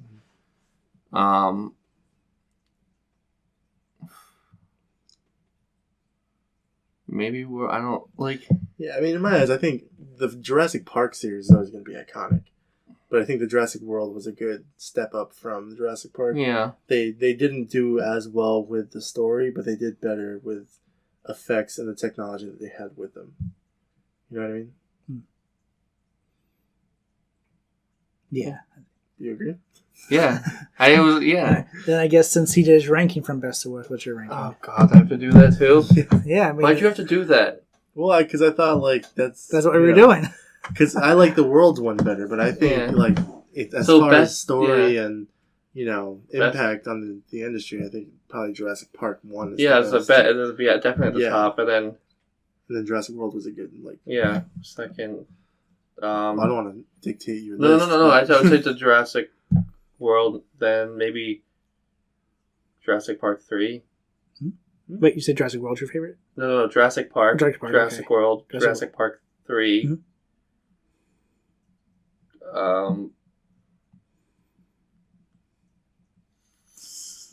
This is where it gets a little difficult. Yeah, because it's more of like the best of the worst. Yeah, so Park. The first World, 3 you had fun with. 3. Yeah. Yeah, so Park World 3. Mm-hmm. I'm kind of going back and forth between like Lost World and because Fallen Kingdom was just bad. It was. I think that's definitely the worst one. Alright, you can put it at the bottom. Yeah. It's your list. Yeah, Fallen Kingdom, the second Jurassic World movie, is probably my least favorite. Alright, so we got 1, 2, 3, and 6. What's 4 and 5 on your list? Yeah. Between two movies, it's The Lost World and I'd say... I think stump him. Damn it. I'm just going to go Dominion and The Lost World. Okay. So Dominion, Lost World, Fallen Kingdom? Yeah. Yeah. Alright, so for me, I prefer the original Jurassic Park trilogy. Like I said, Jurassic Park 1 is my favorite movie. Mm-hmm. That kind of elevates everything for me. Mm-hmm. Jurassic Park 3 I had a fun time with. Lost World I have issues with, but at the end of the day, if it's on, I will still enjoy watching it, even though it has a bunch of flaws. Mm-hmm. Out of the Jurassic World series, the only one I liked was the first Jurassic World. Mm-hmm. Thought it was a great idea showing the open park. Fallen Kingdom kind of ruined things for me. Dominion didn't ruin things for me, but it was extremely boring and sent the series nowhere.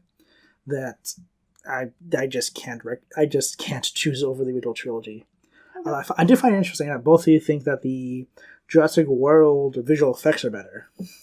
Perhaps I may be in the middle, but I feel like the Jurassic Park movies actually have better visual effects. Like the world is cleaner, but like the monsters look faker and plasticier. I always thought the dinosaurs look faker and plasticier in the Jurassic World series. Yeah, I was thinking that when we were watching it, I was like, well, some of this doesn't look great. And if you rewatch the first Jurassic World, there are scenes where you can tell them in front of a green screen. Like the characters are popping out. Yeah. And it's really distracting when you go to watch it.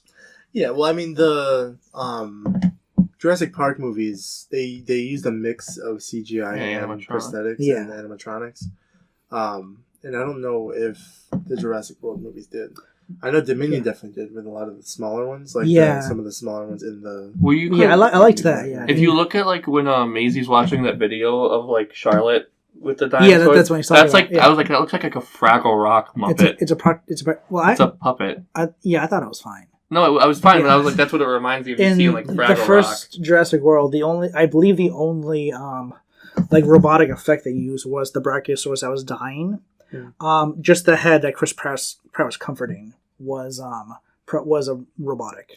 Yeah, the rest was all probably like CGI. Yeah, it was. Yeah, but like with the technology that they have today, I thought they did a great job of making them look. Yeah, oh no, they don't look bad. Yeah. I was just saying, like when I was rewatching them all, like I thought the Jurassic Park one held up really well, and they still kind of they looked more realistic. Like they had a more realistic look, even though you could tell they were CGI. They still look more realistic than the Jurassic World movies, which I really surprised me when I was rewatching them. Yeah, it's actually pretty impressive that the Jurassic Park movies, they came out like, when did Jurassic Park come out? The original? 93. 93, like something that early on in the CGI development still holds up today.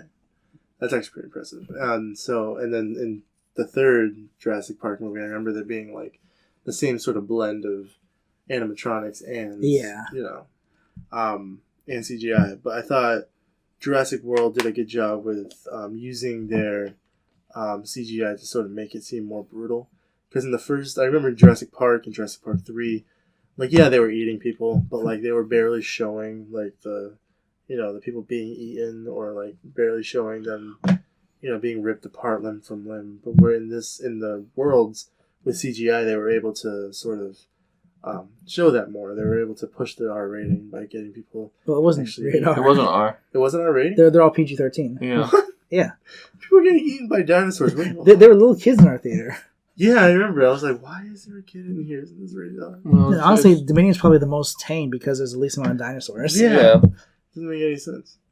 But I don't know. I think World did a good job with keeping up with it. Yeah. Like I said, I don't think the effects are bad. Mm-hmm. But like when I was rewatching them, I was surprised by how I thought the original trilogy kind of looked better. That kind of surprised me. Yeah. But yeah, if I did my rankings though, definitely Jurassic Park 1, Jurassic World, Jurassic Park 3, then it'll be The Lost World, Dominion, and then Fallen Kingdom. Gotcha. So I say we each have the same like top 3. Pretty generally the same. Jurassic Park, Jurassic World 3, and then the bottom 3 is what we free for all. Yeah. Yeah. But for Dominion, out of 5 stars, what do you guys think? 2. That's it. I didn't really care too much for it. It was boring. You're 2? 2. I'm also 2. Yeah. It wasn't very good. It's like it definitely like overestimated how the star power was gonna work. I was really excited to like see the original cast again. Like when the trailers, I was like, "Oh, this is cool! It's really cool to see him." And then I was just like, "Oh." Yeah, and then they overused like the nostalgia. Like they really harped on that. Yeah, like the original cast, the Dodgson, Biosyn. That's all from the first Jurassic Park. I wouldn't go out of my way to like be like, you need to go watch this. Yeah, exactly. I'd be like, if you've seen the other ones, maybe. Yeah. But the last thing I'll say is, I told Anna when I first saw the Locust, I was like, if that ever happens, I'm buying a flamethrower. I heard her laugh. She was like, okay. No, don't do that. Yeah. You saw that they can survive fire. Yeah. So you want flaming locusts chasing you. Then you did start the fire. Yeah, and then that happened. I was like, they're gonna miss it. They're gonna miss the iconic shot of a T-Rex just opening his mouth like, and then just flying into his mouth. The Gigantosaurus kind of did that. Did he? Well, he was just eating he was like breathing fire. He went like this and like fire came out. Yeah. And then fire shot out. Oh, and Jeff Goldblum shoved this fire spear in his throat. Oh my god, when that happened, I turned in and I was like, now we got a fucking dragon. People were joking about how dragons would have been more realistic in Fallen Kingdom than the clone story, and it looks like we got that. Yeah, it may have been a callback of like, dragons instead. But yeah, we did also get the original theme song when they were all in the top thing. That was actually good. Yeah. That was a good callback. I liked it. Mm-hmm. But yeah, that's all I pretty much have to say about Dominion and the Jurassic Park series. I think we talked a lot about. I don't know if I can really talk about much more. Oh, this is gonna be probably the longest video we have. Maybe split in 2 parts. Maybe think about that. Yeah. Okay, if you want. But yeah, I thought. Other than that, any final thoughts? No, I can't. I don't think I can talk about this movie anymore. Okay. Well, I think that'll wrap things up then. Well, thanks everyone for watching this episode of Critical Eye, as we discussed the Jurassic series, including the newest release, Jurassic World Dominion. Mm-hmm. All right. Have a nice day and see you soon. See you later.